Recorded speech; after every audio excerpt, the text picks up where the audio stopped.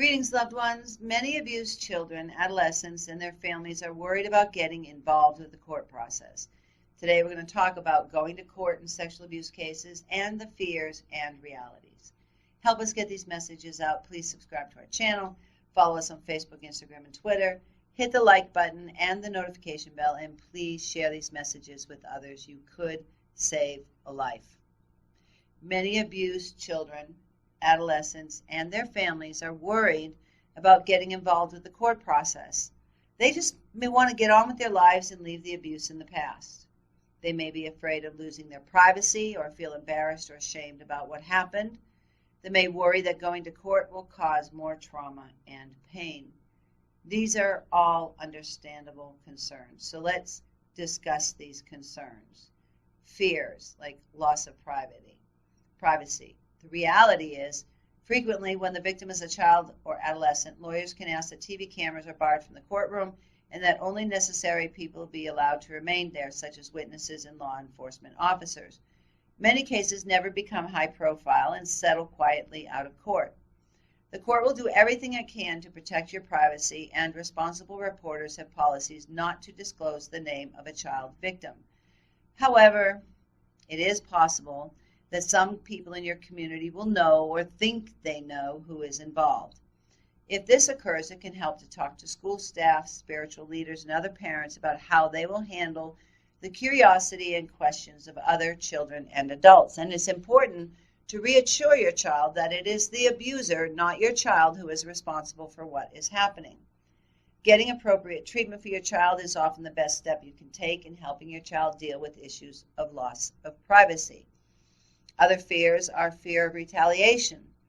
The reality is that defendants in criminal cases are usually under court order to have no contact with the victim and the victim's family while the case is pending.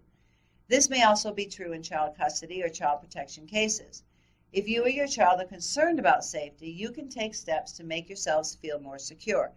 So here's some suggestions on what you can do. You can notify the child's daycare or school of the situation and make it clear that the abuser is to have no contact with your child. You can keep a cell phone handy, ideally one with picture-taking capability, to document any instance where the abuser is violating a no-contact court order.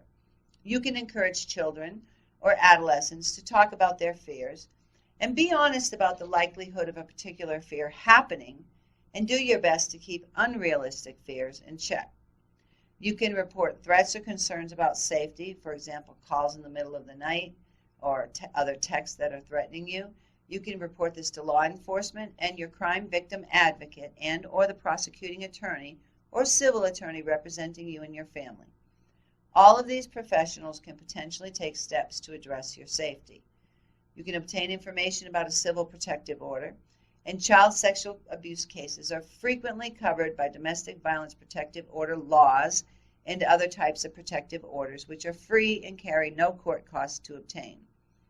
Another fear is financial worries. For example, missing work to go to court, paying for legal, medical, and or mental health services.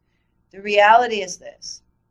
Keep in mind that children are often sensitive to parents' financial worries and may blame themselves for causing financial stress. Assure your child that he or she is not to blame for the situation and that resources are available to help. Ask your child protective services worker, your crime victim advocate, and or other involved professionals for advocacy and possible resources.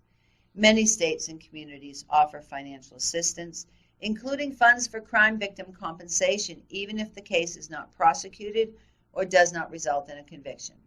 These types of funds generally cover payments for necessary medical and mental health services for sexually abused children. Some also offer compensation for lost work time and other expenses related to prosecution of criminal acts.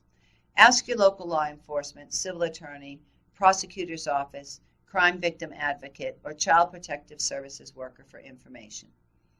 Another fear is missing school for court and other necessary appointments. The reality: you can talk to school administration about allowing children to finish schoolwork on a schedule that considers their abuse-related needs. Designate a particular teacher or staff member that the student can turn to if he or she feels overwhelmed during school hours. Remember that this is a process and it takes time. It's not like in the movies where everything is resolved in 30 to 60 minutes. Maintain communication with the prosecutor and investigators in your case to be sure it is moving forward. And remember, above all, take care of yourself so you can take care of them. According to the CDC, over half of all children in the world, that is 1 billion children ages 2 to 17, experience violence every year. The question is not if you'll encounter a victim of violence. The question before God is, what will you do when you do encounter them? You could literally be the person who saves a life. God says in Micah 6:8, He has showed you, O man, what is good. And what does the Lord require of you? To do justice, love mercy, and walk humbly with your God. You are called, we are all called, to be champions for justice. If you are a victim of violence, listen to me. I want you to know you're not trapped and that there is a way out. I want you to know it's not your fault no matter what your abuser or anyone else says. I want you to know that abuse is not love. If someone says they love you and then they abuse you, they are lying. And most of all, I want you to know you are not alone. If you're suffering violence, reach out to someone today. If you find yourself in a dangerous situation, call 911 for help. If you know of someone who is suffering violence, a child or other person, tell the authorities.